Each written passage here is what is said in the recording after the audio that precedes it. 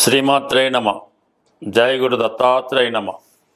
ఈ వీడియోలో మనం 2026 సంవత్సరం మార్చి నెల మాస ఫలితాలు తెలుసుకునే ప్రయత్నం చేద్దాం. ప్రధానంగా కొన్ని గ్రహాలు మార్చి నెలలో మార్పు చెందడం జరుగుతుంది. అందులో గురుగ్రహం ఈ మార్చి నెల 11వ తారీఖున రుజుగమనంలోకి మారడం జరుగుతుంది. అప్పటి నుంచి గురువు డైరెక్ట్గా మిథున రాశిలోనే సంచరించడం జరుగుతూ ఉంటుంది. అలాగే మార్చి నెల 1వ తారీఖున శుక్రగ్రహం, ప్రధానంగా శుక్రుడు మీనరాశిలో ప్రవేశించి అక్కడ ఒక 25 రోజుల పాటు ఉచ్చస్థితిలో ఉండడం, అది కొన్ని రాశుల వారికి మాలవీయ మహాపురుష యోగం అనే పంచమహాపురుష యోగం ఏర్పడుతుంది. ఇక ప్రధానంగా కుజుడు ఇంచుమించుగా మనకి మార్చి నెలంతా కూడా అటు ఇటుగా కుంభరాశి అందే సంచరించడం జరుగుతూ ఉంది. ఇక ప్రధానంగా బుధుడు ఎక్కువ రోజుల పాటు మిథున రాశిలో సంచరిస్తూ ఫిబ్రవరి 26 నుంచి ఇంచుమించు మార్చి 21వ తారీఖు వరకు మన కుంభరాశిలో బుధగ్రహం వక్రగమనంలో సంచరించడం జరుగుతూ ఉంది. సో దీని ప్రభావం ఆర్థిక పరిస్థితి మీద, షేర్ మార్కెట్ మీద ఎక్కువగా ఉండడం జరుగుతూ ఉంటుంది. ఇక ప్రధానంగా కుంభరాశిలో ఆల్రెడీ అక్కడ రాహుగ్రహం ఉండడం, ఆ రాహుతో ఈ కుజగ్రహం ఇంచుమించుగా మనకి మార్చి నెల అంతా కూడా సంచరించడం వల్ల కొన్ని రాశుల వారికి అత్యంత అనుకూలమైన పరిస్థితులు, మరికొన్ని రాశుల వారికి ప్రతికూల పరిస్థితులు ఏర్పడే అవకాశం ఉంది. అలాగే బుధగ్రహం రాహుగ్రహంతో కలిసి ఉండడం వలన ఎక్కువగా మరి ఈ షేర్ మార్కెట్లో ఉన్నవారికి, అలాగే విద్యారంగంలో ఉన్న వాళ్ళకి కొన్ని అనుకోని మార్పులు రావడం జరుగుతూ ఉంటుంది. ఇక ప్రధానంగా మనకి ఆల్రెడీ శని భగవానుడు ఇంచుమించుగా మనకి ఈ నెలంతా కూడా మీనరాశిలోనే సంచరించడం జరుగుతుంది. అయితే మీనరాశిలో సంచరిస్తూ తన మిత్రుడైనటువంటి శుక్రగ్రహంతో కలిసి 25 రోజుల పాటు సంచరించడం వల్ల ఇది స్త్రీలకి చాలా అనుకూలంగా ఉంటుంది. కొన్ని రాశుల వారికి అత్యంత శుభ ఫలితం ఇవ్వడం జరుగుతూ ఉంటుంది. ఇక కేతువు చాలా కాలంగా సింగిల్గానే ఏ గ్రహంతో కలయకుండా ఈ నెల కూడా మరి సింహరాశిలో సంచరించడం జరుగుతూ ఉంటుంది. ప్రధానంగా ఈ మార్చి నెల ఏ రాశుల వారికి ఏ విధంగా ఉంటుంది, వాళ్ళు ప్రధానంగా ఏ గ్రహాలకి పరిహారం చేయించుకోవాలి, అలాగే ప్రధానంగా ఏంటంటే ఇదే నెలలో మనకి ఉగాది కూడా రావడం జరుగుతూ ఉంది. మరి ఉగాది నుంచి మనం మళ్ళా కొత్త ఫలితాలు తెలుసుకుందాం.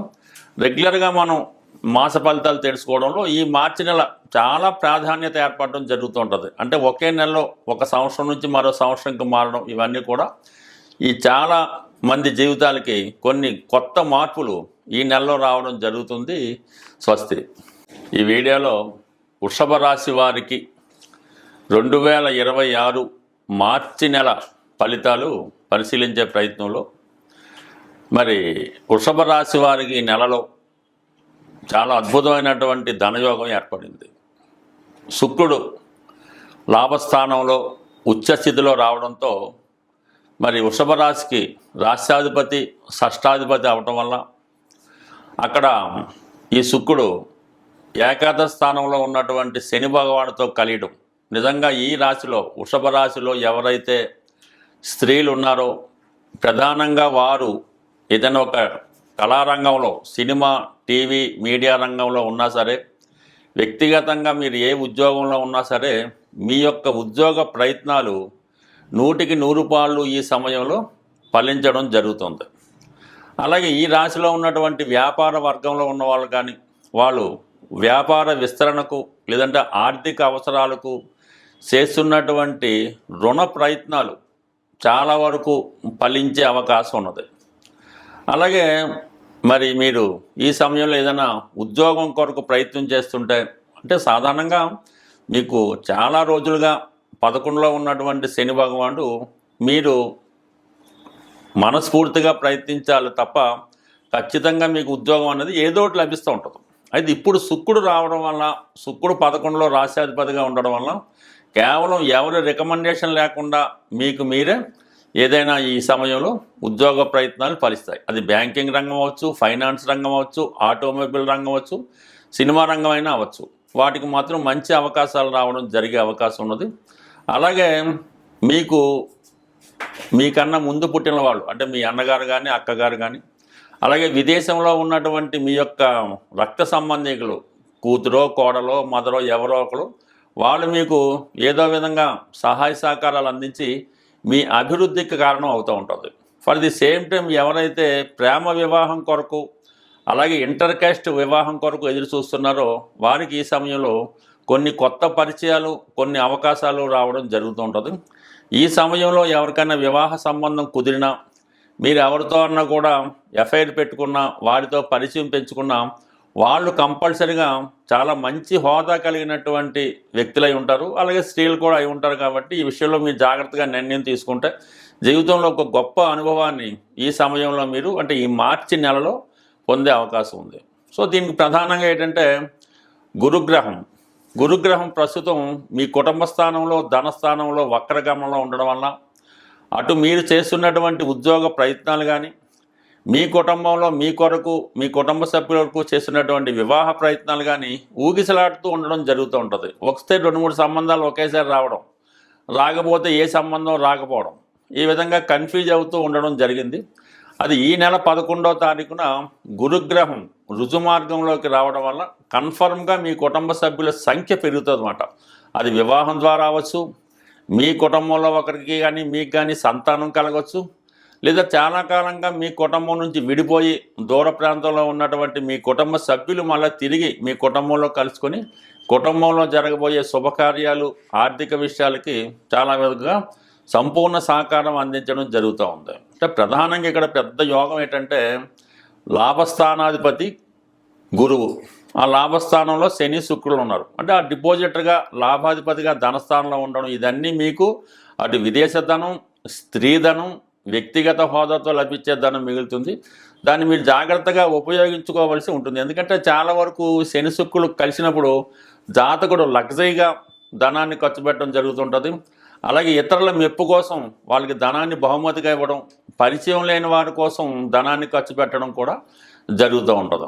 ఇక ప్రధానంగా దశమ స్థానంలో 3 గ్రహాలు సంచరిస్తున్నాయి. ప్రధానంగా రాహుగ్రహం చాలా కాలంగా ఉన్నప్పటికీ కూడా అక్కడ బుధుడు చేరి వక్రగమనం ఈ నెలలో పొందడం వల్ల ఎవరైతే షేర్ మార్కెట్, స్పెక్యులేషన్ వంటి వృత్తుల్లో ఉన్నారో వాళ్ళు జాగ్రత్తగా డీల్ చేసుకోవాల్సి ఉంటుంది. చాలా సందర్భాల్లో మీ అంచనాలు తారుమారై ఆర్థిక పరిస్థితుల్లో చాలా ఇబ్బంది పడే అవకాశం ఉంది. కాబట్టి అలాగే సేమ్ వృత్తిపరంగా అనుకోకుండా వృత్తి మారవలసి రావడం కానీ, ప్రస్తుతం చేస్తున్నటువంటి ఉద్యోగానికి రిజైన్ చేసి వేరొక ఉద్యోగానికి మారవలసి రావడం కానీ జరిగే అవకాశం ఉంది. ఎందుకంటే కుజుడు దశమలో వ్యయాధిపతిగా ఉండడం వల్ల కంప్లీట్గా ఉద్యోగంలో ట్రాన్స్ఫర్ అవ్వచ్చు, ఉన్న ఉద్యోగానికి ఇబ్బంది అన్నా కలిగే అవకాశం ఉంది. కాబట్టి సాధ్యమైనంత వరకు ఉద్యోగ విషయాల్లో ఎటువంటి ప్రయోగాలు చేయకుండా జాగ్రత్తగా ఉండడం మంచిది. ఫర్ ది సేమ్ టైం మీరు వృత్తిలో చాలా స్ట్రిక్ట్గా, చాలా నిజాయితీగా ఉంటారు. అయినప్పుడు కూడా ఏదో ఒక బ్లేమ్ మీ మీద వచ్చే అవకాశం ఉంది. ఎందుకంటే ఈ నెల 15వ తారీఖు వరకు రవి, కుజుడు 2 గ్రహాలు కూడా మరి దశమ స్థానంలో దిగ్బలం పొందడం జరుగుతుంది. బట్ రవి వరకు ఈ మార్చి నెల 14-15 తారీఖుల్లో లాభస్థానంలోకి రావడం వల్ల ప్రభుత్వ పరంగా మీకు రావాల్సినటువంటి ధనలాభం కానీ, ప్రభుత్వ పథకాలు కానీ మీకు అనుకూలంగా రావడం జరుగుతుంది. కొంతమందికి ఉద్యోగంలో ప్రమోషన్ కూడా రావచ్చు, కొంతమందికి ఉద్యోగం పోగొట్టుకోవచ్చు. ఏదైనా ఉద్యోగ సంబంధించిన చాలా అప్రమత్తంగా ఉండాలి. ఎట్టి పరిస్థితుల్లో కూడా చాలా అనుకువగా ఉండాలి తప్ప ఎవరినైనా ఎదిరించి సొంత నిర్ణయాలు తీసుకోవడం వల్ల ఇబ్బంది కలిగే అవకాశం ఉంది. అంటే ఓవరాల్గా జాతకుడికి ఈ నెలలో వృత్తిపరంగా కొన్ని మార్పులు, కుటుంబ పరంగా కొంత అనుకూలత, ఆర్థిక పరంగా విపరీతమైన ఆర్థిక లాభం కలిగే అవకాశం ఉంది. స్వస్తి. గ్రహాలు సంచరిస్తున్నప్పుడు ఏదైనా ఒక గ్రహం తన ఉచ్చ స్థానంలోకి, బలమైన స్థానంలోకి వచ్చినప్పుడు అంటే అది అందరికీ కూడా వర్తిస్తూ ఉంటుంది. రాశి, లగ్నం అటువంటి సంబంధం లేకుండా మరి ప్రస్తుతం ఈ మార్చి నెలలో శుక్రుడు మార్చి 1 నుంచి 20వ తారీఖు వరకు ఉచ్చ స్థితిలో ఉండడం జరుగుతుంది. అంటే ఈ శుక్రుని యొక్క కారకత్వాలు శుక్రుడు మీకు ఇవ్వడానికి చాలా సిద్ధంగా ఉండడం జరుగుతుందన్నమాట. అంటే ఇండిపెండెంట్గా ఉంటూ డైరెక్ట్గా మీకు శుక్రుడు కారకత్వాలు ఏముంటాయి, ముఖ్యంగా వివాహం, అలాగే ఉద్యోగం, ఎందుకంటే శనితో కలిసి ఉన్నాడు కాబట్టి ఎవరైతే నిరుద్యోగులు ఉద్యోగం కొరకు ఎదురు చూస్తున్నారు, లేదంటే ఎవరైతే వివాహం కొరకు ఎదురు చూస్తున్నారు, ఇంకా కామన్గా సినిమా పరిశ్రమలో ఎవరైతే వారి యొక్క అభివృద్ధి కోసం ఎదురు చూస్తున్నారో వాళ్ళకి ఒక గొప్ప రెమెడీ ఈ సమయంలో మీరు చేసుకోవడం వల్ల కంప్లీట్గా మీ యొక్క జీవన విధానంలో కేవలం 3 వారాలు చేయడం వల్ల కంప్లీట్గా మార్పు రావడం జరుగుతూ ఉంటుంది. అది ప్రధానంగా ఏంటంటే శుక్రవారం ఒక 3 శుక్రవారాలు, అంటే మనకి 1వ తారీఖు నుంచి 25లో వచ్చే శుక్రవారాల రోజు సాయంకాలం సంధ్యా సమయంలో, అంటే సూర్యాస్తమం అయిన తర్వాత చీకటి పడుతుండగా లక్ష్మీ అమ్మవారు, ఎస్పెషల్లీ లక్ష్మీ అమ్మవారి ఆలయంలో అమ్మవారికి